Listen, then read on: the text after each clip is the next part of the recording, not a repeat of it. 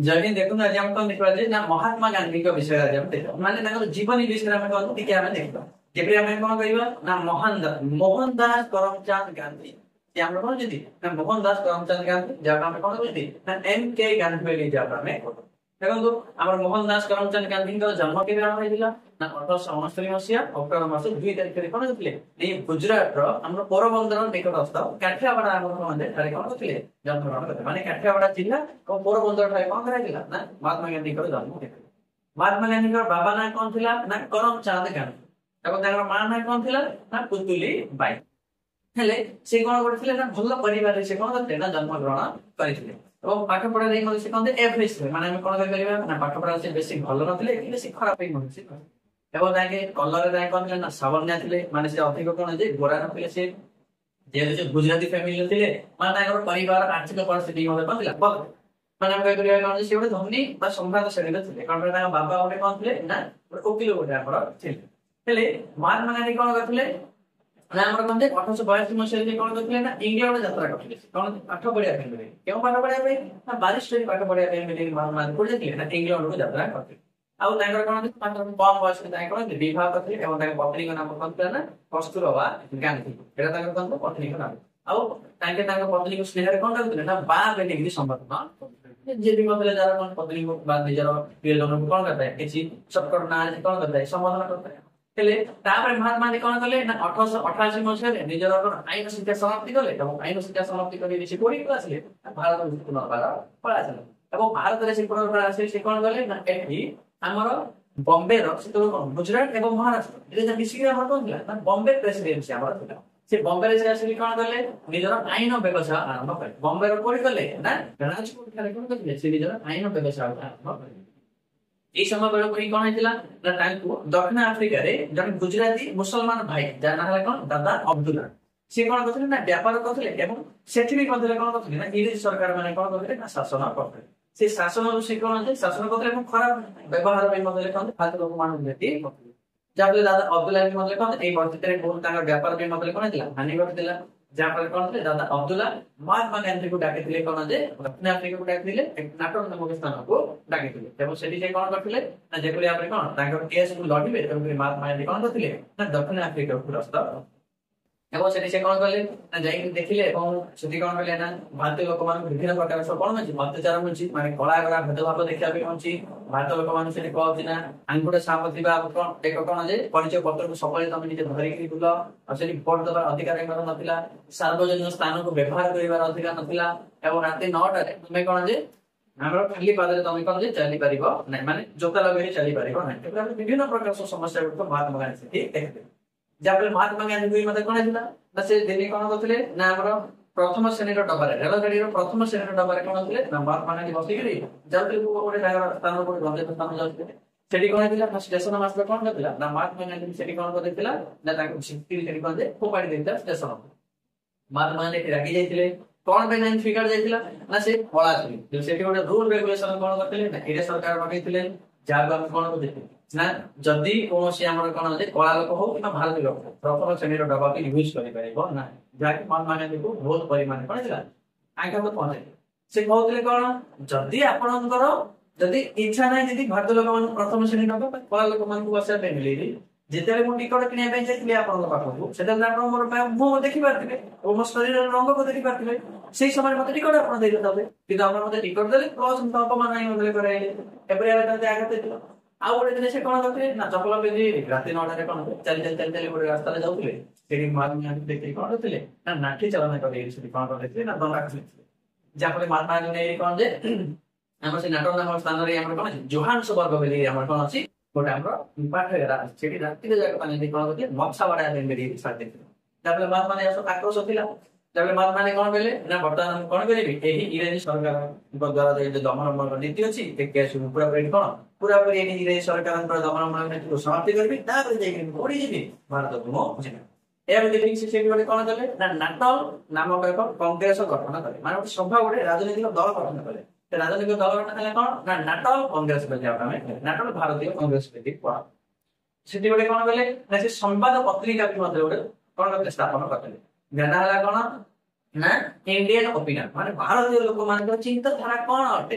ଏଠି ଯାଇକି ମାନେ ଯୋଉ ଶାସନ ହଉଥିଲେ ସେଇ ଇଣ୍ଡିଆନ ଓପିନିଅନ ନାମକ ସମ୍ବାଦପତ୍ରରେ ଭାରତୀୟ ଲୋକମାନଙ୍କ ଯୋଉ ଅତ୍ୟାଚାର ବିଷୟରେ ଲେଖୁଥିଲେ ଏବଂ ଲୋକମାନଙ୍କୁ କଣ କରୁଥିଲେ ବୁଝାଉଥିଲେ। ଯାହାଫଳରେ ସେଠି କଣ ଧୀରେ ଧୀରେ ମହାତ୍ମା ଗାନ୍ଧୀ କଣ ଫେମସ ହେବାକୁ ଲାଗିଲେ ଏବଂ ଇଂରେଜ ସରକାରକୁ ସେଠି କଣ କରୁଥିଲେ ବିରୋଧ କରୁଥିଲେ ଏବଂ ଇଂରେଜ ସରକାର ମାନେ ସେଠି କଣ କରୁଥିଲେ ନା ବର୍ଣ୍ଣ ବୈଷମ୍ୟ ନୀତି ସେଠି କଣ ଆଚରଣ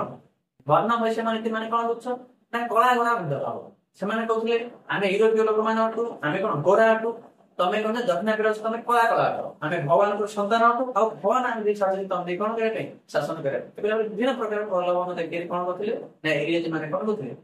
ନା ଭାରତୀୟ ଲୋକମାନଙ୍କୁ ଏବଂ ଦକ୍ଷିଣ ଆଫ୍ରିକାର ଲୋକମାନଙ୍କୁ ପୁରାପୁରି ନିଜେ କହିଲେ ଆପଣ ବୁଝିପାରୁଥିବେ କଣ ଯେ ଦକ୍ଷିଣ ଆଫ୍ରିକା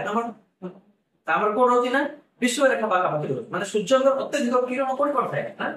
ଆମର ସେଇ ଏରିଆରେ ପଡିଥାଏ ଏବଂ ସୂର୍ଯ୍ୟଙ୍କର ଅତ୍ୟଧିକ କିରଣ ଯେତେବେଳେ ଆମ ଶରୀରରେ ପଡିବ ସେତେବେଳେ ଆମ ଶରୀରରେ ଏକ ରାସାୟନିକ ଦ୍ରବ୍ୟ ଅଛି ଯାହାକୁ ଆମେ କଣ କରୁଛନ୍ତି ନା ଆମର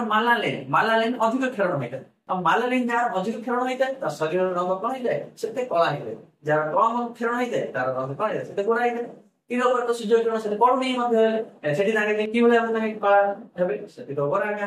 ଯାହାଫଳରେ ମହାତ୍ମା ଗାନ୍ଧୀ ବିରୋଧ କରିଥିଲେ ଏବଂ ସେଠି ସେ କଣ କରିଥିଲେ ନା ବର୍ଣ୍ଣ ବୈଷମ୍ୟ ନୀତି ବିରୁଦ୍ଧରେ ଆନ୍ଦୋଳନ କରିଥିଲେ ମାନେ କଳା ଗୋରା ଭେଦଭାବ ପାଇଁ କଣ କଲା ବର୍ଣ୍ଣ ବୈଷମ୍ୟ ନୀତି ବିରୋଧୀ କରାଗଲା ବର୍ଣ୍ଣ ବୈଷମ୍ୟ ନୀତି ସେ ବିରୋଧ କଲେ ଏବଂ ସେଠି କଣ କରିଥିଲେ ସତ୍ୟ ଏବଂ ଅହିଂସା ନାମକ ସେ ଦୁଇଟି ଅସ୍ତ୍ରକୁ ୟୁଜ କରିଥିଲେ ସତ୍ୟ ମାନେ କଣ କେବେ ବି ମଧ୍ୟ ହେଲେ ମିଛ କୁହ ନାହିଁ ଅହିଂସା ମାନେ କଣ କେବେ ବି ମଧ୍ୟ କାହାକୁ ବାଡ଼ା ପିଟା ହିଂସାରେ ଲିପ୍ତ ରୁହ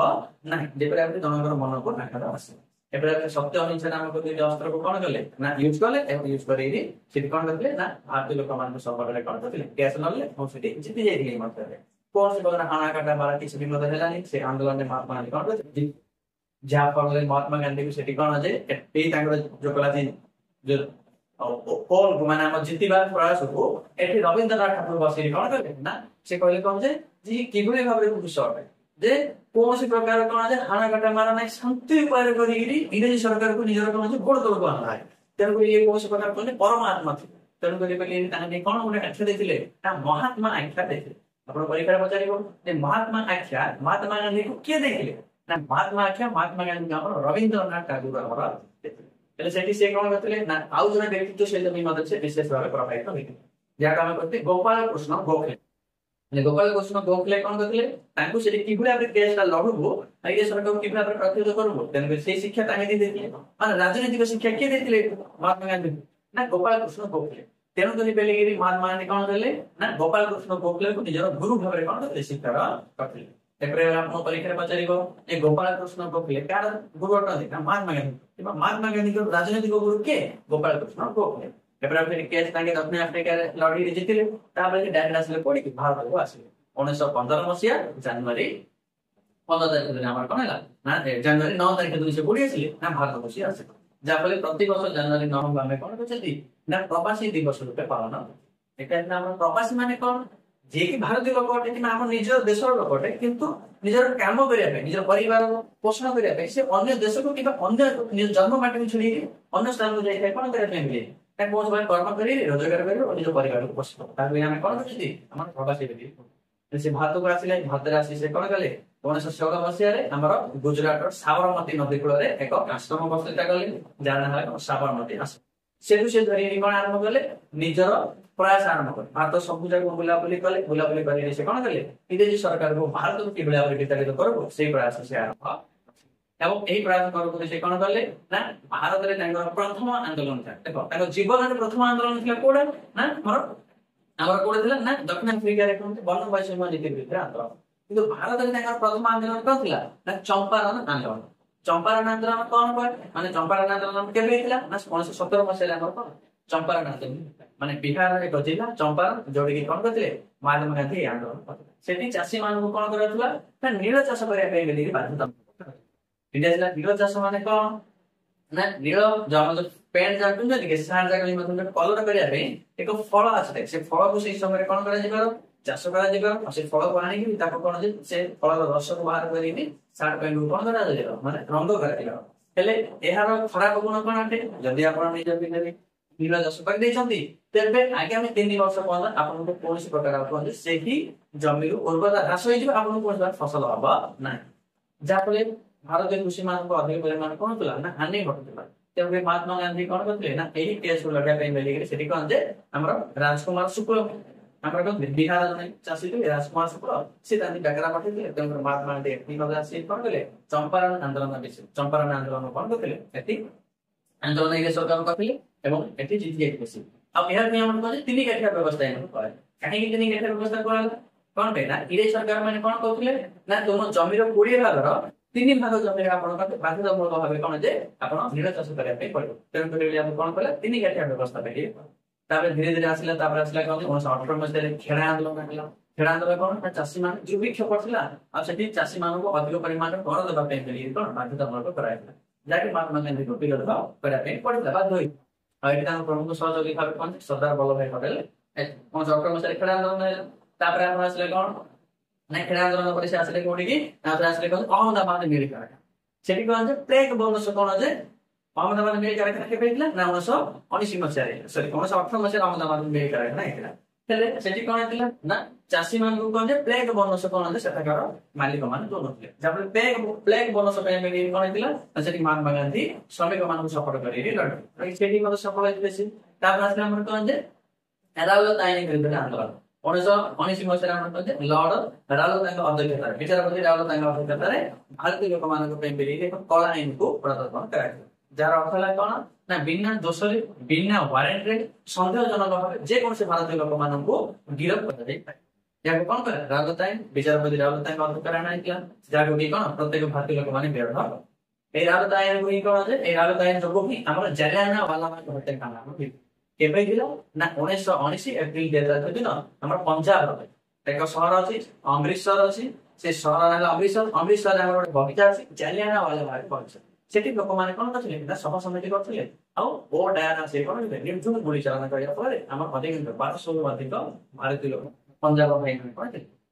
କରିଥିଲେ ଯାହାକୁ ବି ଇଂରେଜ ସରକାର କଣ କରାଇଥିଲା ଏହାକୁ ମହାତ୍ମା ଗାନ୍ଧୀ ବିରୋଧ କରିଥିଲେ ଏବଂ ଜାଲିଆନାୱାଲାବାଗ ହତ୍ୟାକାଣ୍ଡ ସେ ସମୟର ସବୁଠୁ ବଡ ଧରଣର ହତ୍ୟାକାଣ୍ଡ ତେଣୁକରି ସବୁ ଭାରତୀୟ ଲୋକମାନେ କଣ କରିଥିଲେ ମହାତ୍ମା ଗାନ୍ଧୀଙ୍କୁ ସମର୍ଥନ ଜଣାଇଥିଲେ ଏପରି ଭାବେ ଧୀରେ ଧୀରେ କଣ କରିଥିଲେ ମହାତ୍ମା ଗାନ୍ଧୀ କଣ କରିଥିଲେ ଆନ୍ଦୋଳନ କରିଥିଲେ ତାପରେ ସେ ନିଜର ପ୍ରଥମ ଆନ୍ଦୋଳନ ତାପରେ ପୁରା ସର୍ବଭାରତୀୟ ସ୍ତରରେ ଆନ୍ଦୋଳନ କଲେ ଆପଣ ପରୀକ୍ଷାରେ ପଚାରିବେ କଣ ନା ମହାତ୍ମା ଗାନ୍ଧୀଙ୍କର ପ୍ରଥମ ଆନ୍ଦୋଳନ କଣ ଥିଲା ଜାତୀୟ ସ୍ତରୀୟ ଆନ୍ଦୋଳନ କଣ ଥିଲା ନା ଆପଣ କହିଲେ କଣ ଯେ ନା ଆମର ଜାତୀୟ ସ୍ତରୀୟ ଆନ୍ଦୋଳନ ଚମ୍ପାରଣ ଆନ୍ଦୋଳନ ପ୍ରଥମ ଆନ୍ଦୋଳନ ମହାତ୍ମା ଗାନ୍ଧୀଙ୍କର ଭାରତରେ ଆଉ ଜାତୀୟ ଆନ୍ଦୋଳନ କଣ ଥିଲା ନା ରାଉଲତ ଆଇନ ବିରୁଦ୍ଧରେ ଆନ୍ଦୋଳନ ତାପରେ ସର୍ବଭାରତୀୟ ସ୍ତରରେ ସେ କଣ 3ଟି ଆନ୍ଦୋଳନ ହେଇଗଲା ଯେତେବେଳେ ଅସହଯୋଗ ଆନ୍ଦୋଳନ 1920ରୁ 1922 ପର୍ଯ୍ୟନ୍ତ ସେ କରିଥିଲେ ତାପରେ ଆସିଲା ଆମର ଆଇନ ଅମାନ୍ୟ ଆନ୍ଦୋଳନ 1930ରୁ 1934 ମସିହା ପର୍ଯ୍ୟନ୍ତ କରିଥିଲେ ତାପରେ ଆସିଲା ଆମର କଣ ନା ଭାରତ ଛାଡ ଆନ୍ଦୋଳନ ଯାହାକି ଆମର 1942 ମସିହାରେ ହେଇଥିଲା ଏବଂ ସମାପ୍ତ ସେଠି ରହିଥିଲା ଏପରି ଭାବେ ଆନ୍ଦୋଳନ କରି ଇଂରେଜ ସରକାର କଣ ଯେ ମୂଳ ଦୁଆକୁ ସେ ପୁରାପୁରି କଣ ଦେଇଥିଲେ ଦୋହଲାଇ ଦେଇଥିଲେ ଯାହା ଫଳରେ ଭାରତକୁ କଣ ଯେ 1947 ମସିହା ଅଗଷ୍ଟ ମାସ 15 ତାରିଖରେ କଣ ହେଇଥିଲା ସ୍ୱାଧୀନତା ମିଳିଲା ଏବଂ ସ୍ୱାଧୀନତା ମିଳିବା ପରେ ମହାତ୍ମା ଗାନ୍ଧୀ ବେଶୀ ଦିନ ପର୍ଯ୍ୟନ୍ତ ବଞ୍ଚିବି ନଥିଲେ କାରଣ 1948 ଜାନୁଆରୀ 30 ତାରିଖ ଦିନ ଆମର କଣ କରାଯାଇଥିଲା ମହାତ୍ମା ଗାନ୍ଧୀଙ୍କୁ ନାଥୁରାମ ଗଡସେ କଣ କରିଥିଲେ ଗୁଳି କରିକି ହତ୍ୟା କରିଥିଲେ ଏବଂ ମହାତ୍ମା ଗାନ୍ଧୀ କଣ କରିଥିଲେ ନିଜର ଆମର ଶେଷ ନିଶ୍ୱାସକୁ ତ୍ୟାଗ କରିଥିଲେ ହେ ରାମ କହିଥିଲେ ହେ ରାମ କହି ନିଜର ଶେଷ ନିଶ୍ୱାସକୁ ତ୍ୟାଗ କରିଥିଲେ ଏପରି ଭାବେ ମହାତ୍ମା ଗାନ୍ଧୀ କଣ ଯେ ମୃତ୍ୟୁବରଣ କରିଥିଲେ ଆଉ ବାକି ଆମେ କହନ୍ତି ନେକ୍ସଟ କ୍ଲାସ ଆମେ କହନ୍ତି ସେ ଅସହଯୋଗ ଆନ୍ଦୋଳନ କିଭଳି ଭାବରେ ହେଇଥିଲା ଆଇନ ଅମାନ୍ୟ ଆନ୍ଦୋଳନ କିଭଳି ଭାବରେ ହେଇଥିଲା ଭାରତ ଆନ୍ଦୋଳନ କିଭଳି ଭାବରେ ହେଇଥିଲା ଏଇଆକୁ ଆମେ କହନ୍ତି ନେକ୍ସଟ କ୍ଲାସ ଆମେ କଣ କରିବା ଏହାକୁ ବ୍ୟାଖ୍ୟା କରିବା ଆଶା କରୁଛି ଆପଣ କଣ ଯେ ମହାତ୍ମା ଗାନ୍ଧୀଙ୍କର ଜୀବନୀ ବିଷୟରେ ଆପଣ କଣ ପଢିବେ ଯେତେବେଳେ କଥା ଆପଣ ପରୀକ୍ଷାରେ ପଚାରିବ ମହାତ୍ମା ଗାନ୍ଧୀଙ୍କ ଜୀବନୀ ବିଷୟରେ କୁହ ଏତିକି ଆପଣ କଣ ଯେ ଲେଖିଦେଲେ ଆପଣ କଣ ହେଇଯିବ ଆପଣଙ୍କର ଫୁଲ ମାର୍କ ଆଶା କରୁଛି ଆପଣ ବୁଝିପାରୁଥିବେ ଯେ କଣ ମହାତ୍ମା ଗାନ୍ଧୀଙ୍କ ଜୀବନୀ ବିଷୟରେ କଣ କହିଲେ ଆଜି ଏତିକି ଜୟ ହିନ୍ଦ।